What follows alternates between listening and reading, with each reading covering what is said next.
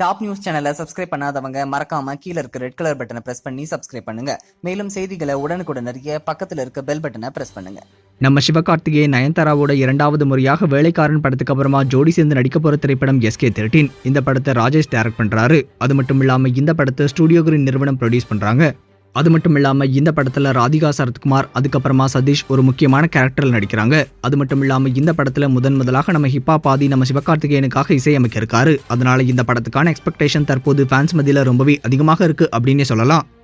இந்த படத்தை ராஜேஷ் டைரக்ட் பண்றதுனால கண்டிப்பா இந்த படம் ஒரு ஃபன்ஃபில்டான காமெடி என்டர்டைனர் படமாக இருக்கும் அப்படின்னு சொல்லி எதிர்பார்க்கப்பட்டு வருது. இந்த சமயத்துல இந்த படத்தோட ஷூட்டிங் இப்ப ரொம்பவே பரபரப்பாக போய்கிட்டு இருக்கு. இந்த படத்தோட ஷூட்டிங்ல ரீசெண்டாக தான் நயன்தாரா ஆட் ஆயிருந்தாங்க. அதை பத்தி இந்த படத்துடைய ப்ரொடியூசரான ஸ்டுடியோ கிரீன் நிறுவனம் தன்னுடைய ட்விட்டர் பக்கத்தில் அதிகாரப்பூர்வமாக அறிவிச்சிருந்தாங்க. இந்த சமயத்தில் இன்னைக்கு இப்ப நயன்தாரா ஷூட்டிங் ஸ்பாட்ல இருக்க போட்டோஸ் எல்லாமே ரிலீஸ் பண்ணிருக்காங்க. இதை பத்தி அவங்க என்ன சொல்லியிருக்காங்க அப்படின்னா, It's our immense pleasure in welcoming the lady superstar Nayanthara for the sets of our ongoing prestigious project SK13. Shoot of portions have kickstarted from today அப்படின்ற மாதிரி தெரிவிச்சிருந்தாங்க.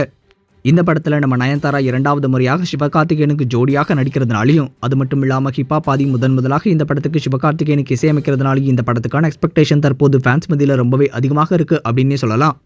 இது ஒரு பக்கம் இருக்க நம்ம நயன்தாரா நடிப்பில் உருவாகி இருக்க கோலமாவு கோகிலா திரைப்படம் வரும் ஆகஸ்ட் 17 ரிலீஸ் ஆக போகுது. இந்த படத்துல நம்ம நயன்தாரா ரொம்பவே ஒரு டிஃபரெண்டான கேரக்டர் எடுத்து நடிச்சிருக்காங்க. அது மட்டும் இல்லாம இந்த படத்துக்கு நம்ம அனிருத் இசையமைச்சிருக்காரு.